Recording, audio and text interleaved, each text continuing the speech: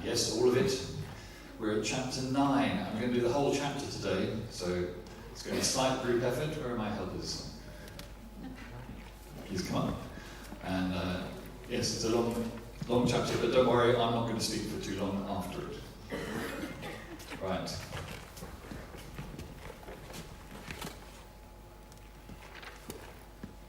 Pharisee. Jesus. I'm the star. With props. Didn't even know he was doing this. And he still brought a prop. Right. John chapter 9. Walking down the street, Jesus saw a man blind from birth. His disciples asked, everybody, Rabbi, who sinned, this man or his parents, causing him to be born blind? Jesus said, You're asking the wrong question.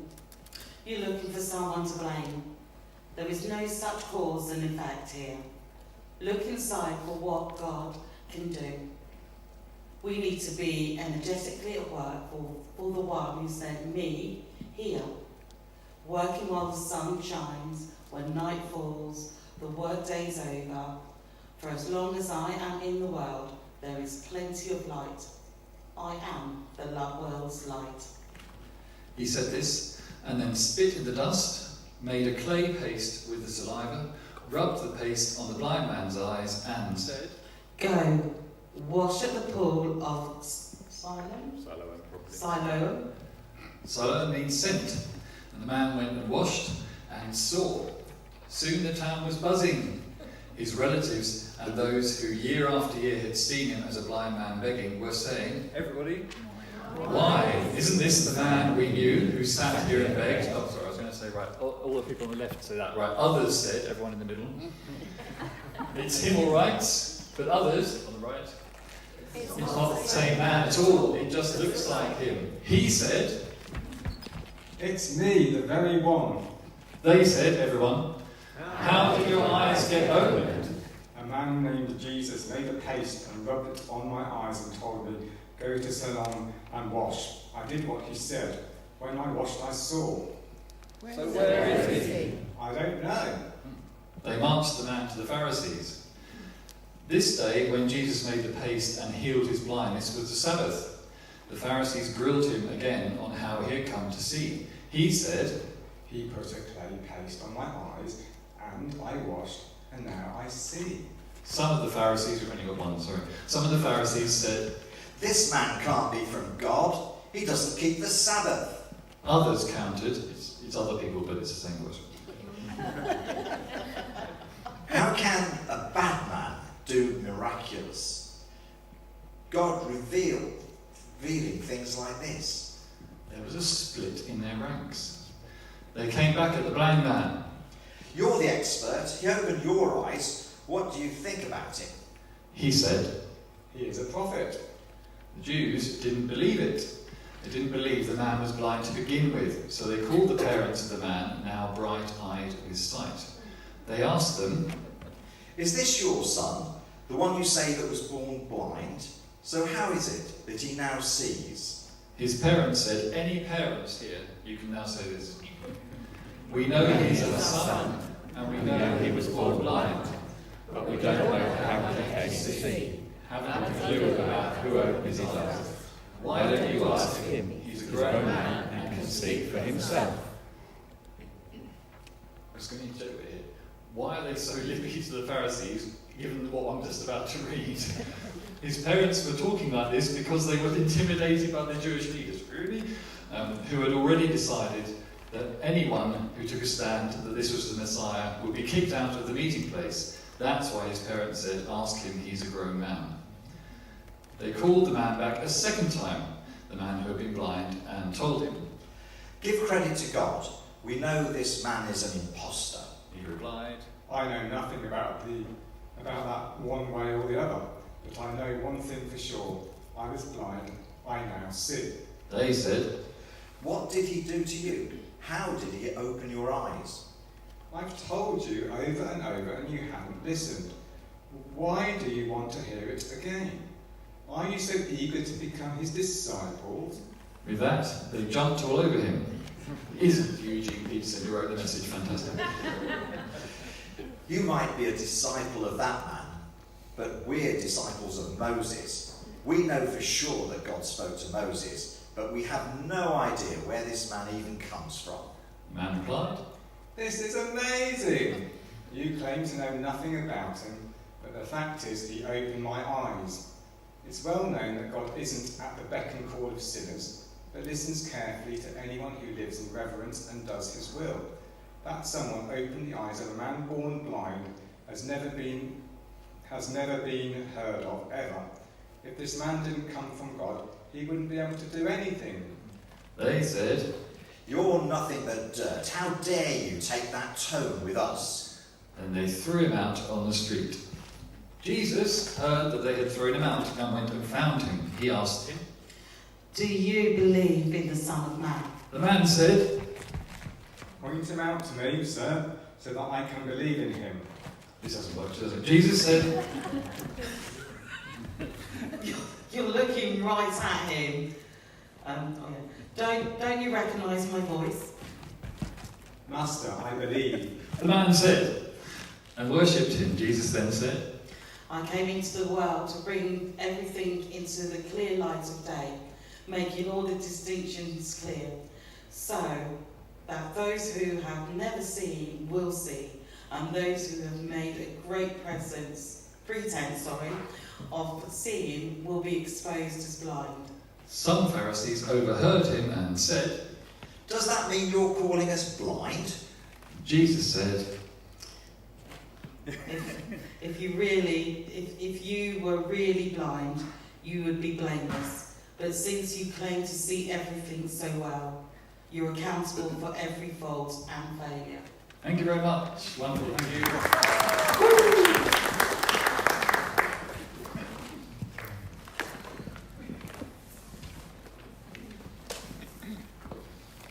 I just want to focus, given it was a long story, on a couple of things that grabbed my attention. At the start, Jesus and his followers see the man who is blind from birth. What question do they ask? Who sinned, the man or his parents? How can the man have sinned if he was blind from birth? A bit odd. Anyway, rather than picking up on that, which as you can tell I might have done, Jesus says, neither this man nor his parents sinned, but he was born blind so that the acts of God may be revealed through what happens to him.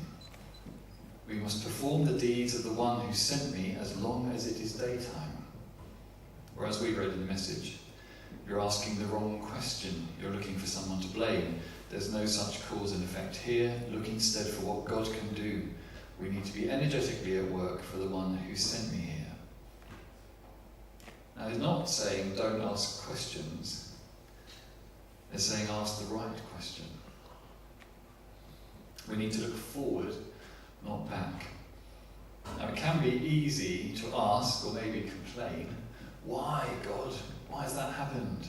Which is looking back, really, isn't it? I mean, they're not saying don't ask questions. So you can ask questions, just ask the right question. Now, people, and I've heard it a lot, I'm sure you have, and it's typically those who want to question God's goodness, really, I think, will ask those sort of things. You know, how can God allow ... And we don't necessarily have the answers for that. I don't think I will until I get there. Until I die and I can go and meet God and maybe ask him. But, you know, we're coming from our human understanding. And in our human understanding, we might ask those things. You know, maybe there's a price to pay for wrongdoing, but it's all looking back. Jesus is very clear. Ask the right question. Look forwards. Seize opportunities to show God, to do things for God. I don't think he's saying God allowed this bad thing to happen so that, you know, he doesn't want bad things to happen to people, but we know it's a broken world. We know that there's a fight between good and evil. We know the enemy is real. Things happen. God says, Jesus says, look forward. Ask, how can I reveal God in this situation? It's a difficult thing. Immediate reaction when we see a bad thing is to empathise with the bad thing. Jesus is saying, Immediate reaction when you see a bad thing, how can I help reveal God into this situation? Now, while I'm focused on looking forward, if you've got a good memory from the last couple of sermons I did on John, I actually started with Old Testament passages that were magically, coincidentally, of course they weren't coincidence, related to the passage of John. And there's another one this week, but it's a we, not a me, with this passage. So Sam gave an update earlier about the vicar interview appointment situation, and if you read the email that came out in the week, the email from Sam and Mark, and it was only Friday, ended with a verse from Isaiah. Forget the former things, do not dwell on the past, see, I am doing a new thing. Wow, what a coincidence. Or is it? The Old Testament, the New Testament, both saying, look forwards, don't look back. However we are feeling in life, whatever is thrown at us, whatever challenges we encounter, let's look forward. In God's strength, it's not in our own. And he was saying about being family together. We're all together in it. Let's lean on each other.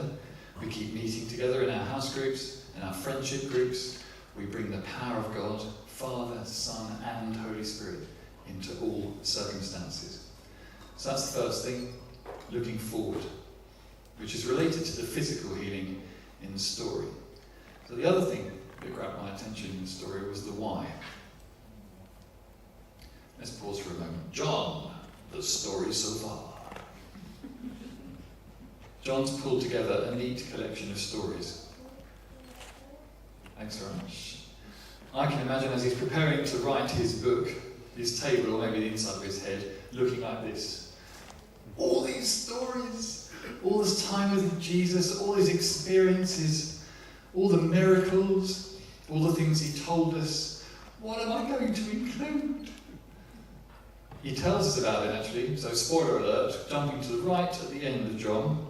This is the last verse of his book. Jesus did many other things as well.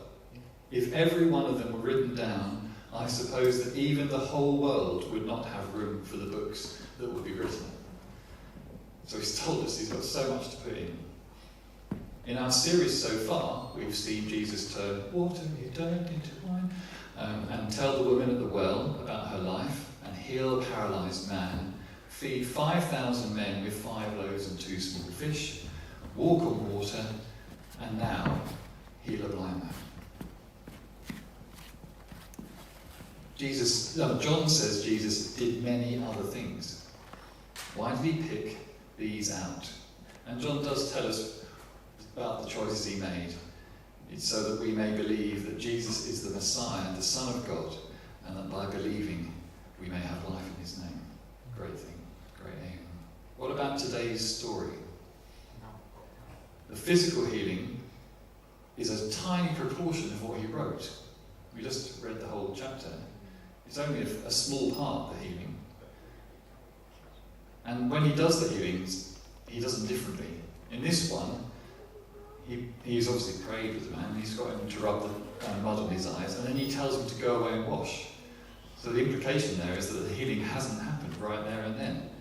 With the paralysed man, we did a few weeks ago, he prayed for him and he got up straight away.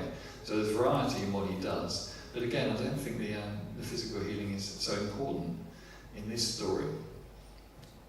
In common with many of the healings recorded in the Bible, he did it on the Sabbath. Now, it's got to be deliberate, going around healing people on the Sabbath.